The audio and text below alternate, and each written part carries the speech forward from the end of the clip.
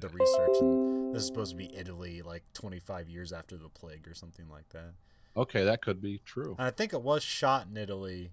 I can't remember. There's the they knew somebody, and I can't remember who it was, who owned like three castles, and those were the castles they filmed. Okay. Well, this movie was trapped in production hell for a long time Okay, well, sorry. because who was supposed to be different people were offered different Well, roles I at think different Dennis times. Hoffman was supposed to be Matthew Broderick's Yes. character at some Yeah. point, Yes. and And Kurt Russell was gonna be for, um, Rutger Hauer's role in yeah, and then Rutger Hauer was gonna be the priest or Bishop. whatever, the Yeah. bishop. Yeah. Um, Yeah, that was but it was a kind of a cool looking movie for the time. I don't know. Like I think like every movie in the '80s that took place during that time kind of looks like that movie. Well, yeah, yeah, there was definitely a formula I think to how to shoot medieval swords and sorcerer films. Well, it's like a lot of like I watch a lot of Mystery Science Theater. Like every movie that's going to go for medieval stuff kind of looks like that movie. Like way worse, but it looks like that movie. Yeah. Yeah, Because there's always something like was watching this movie and kind of being like, this just kind of seems like a more sincere Princess Bride. yeah. Well, yeah. But I don't know when Princess Bride came out, so I don't know like if it necessarily. 86, 87, I think. Okay, so it preceded that. All right. Could be wrong, but I think that was it. I think the bones of the story, like it just seems like a fairy tale. Like I think it seems like almost a Disney movie, but a bit more violent. Yeah, this movie definitely kind of dips into the violence. uh, This was one of the first movies I've seen that where they tried to have a first person view of a sword fight. huh. Yeah, because remember they shot it from the inside of his helmet. It looked like Oh, okay.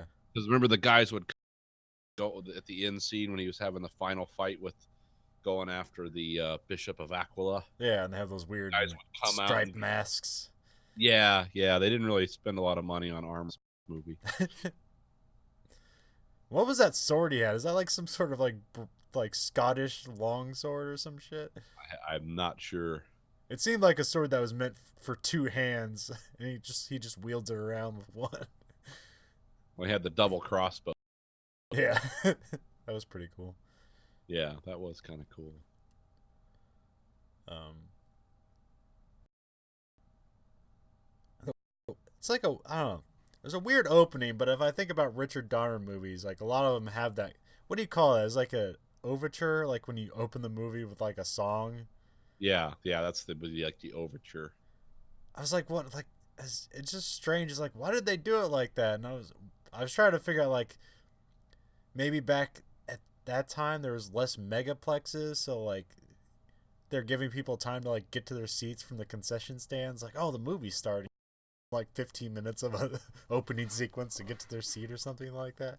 Where there's going to be like 15 15 minutes of minutes of trailers. commercial. Yeah.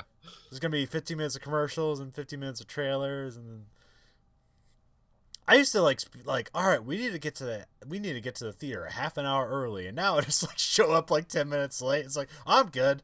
I missed all that stupid bullshit. Like the trailer's online, so fuck it.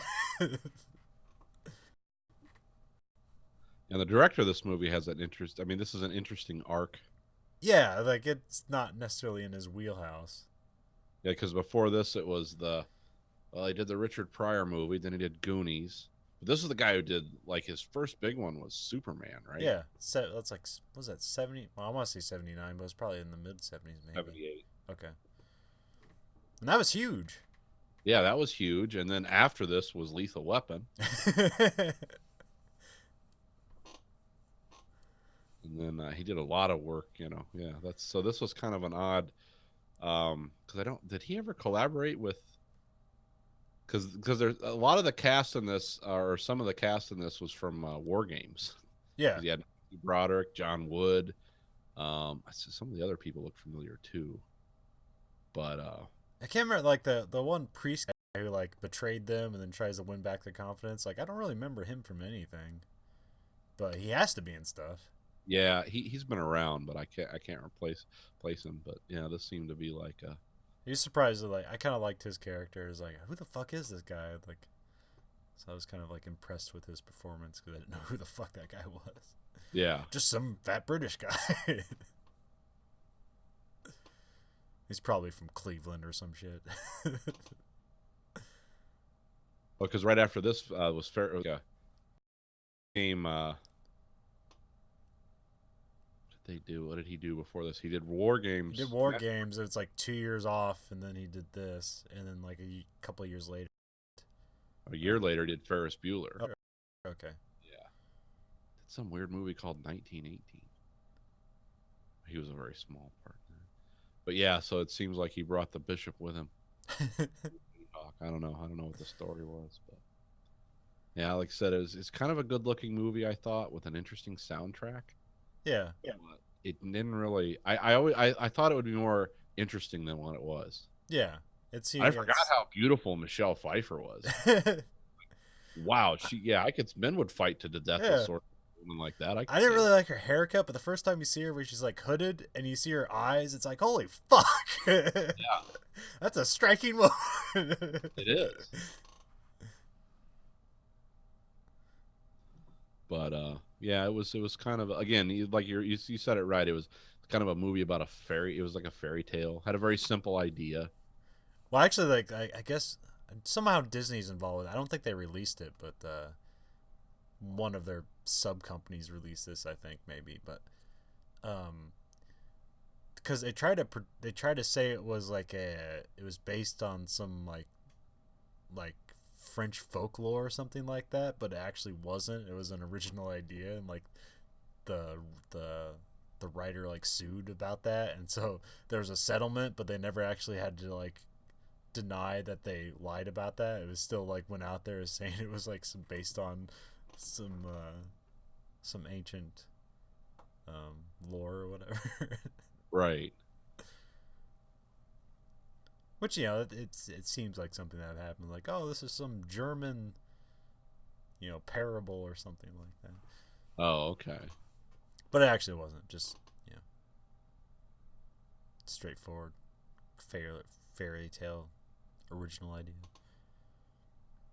Yeah, it was.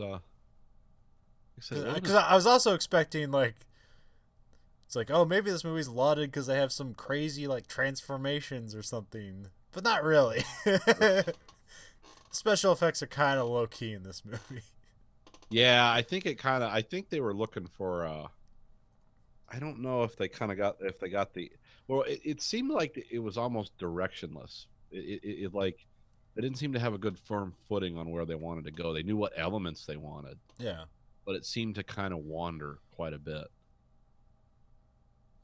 Because this is one of those movies where if you like look at the aggregate, people are sharply divided on. It's like they love the movie or they hate the movie. There's none of these people that are like, there's things I like and things I didn't. I wonder if this is like a big date movie or something.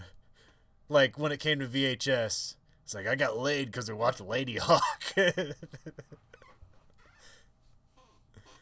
That could be. Leo McKern was the guy who played the priest. He's from Australia. Oh, okay. Died in 2002. Shit. Had something. Oh yeah, and Alfred Molina, I guess, was in it. He was the wolf trapper. Yeah. Okay. I didn't recognize him at all until I read the credits. Like, oh shit, that's Alfred Molina. The guy got shoved face first into the bear trap and got choked to death, or the wolf trap. And that was nice. Pretty awful death. Yeah. Except the really thing I really didn't like about this movie was the soundtrack seemed out of place. Yeah. It seemed to change at every moment. Yeah, and it kind of took you out of the movie. I think this movie could have been. I don't know. I think of like a lot of what this movie has, and what a lot of like kind of those bad movie I was talking about you see on MST3K, is there's a lot of whimsy in this movie. Yeah. Between the murder and the horror of these people's lives, yeah. Especially with Matthew Broderick, like sometimes his stuff can be grating. It's like, we need comic relief, so come on, be the fool. And there's like, and some of the music is whimsical, like when they're not in the heat of the moment or whatever. Right. It's just like the common background music for medieval shit or whatever. Yeah, it didn't have a very. It didn't. The soundtrack didn't hold the movie together, and the dialogue, some of it did get. It's like, oh, what's he gonna say now? And it's not necessarily like it's taking advantage of Rutger Hauer or Michelle Pfeiffer, or really anybody, really. Yeah, there's a few scenes with both of them, but yeah, Rutger Hauer is just a stoic, severe guy, and Which I think he wanted to do that.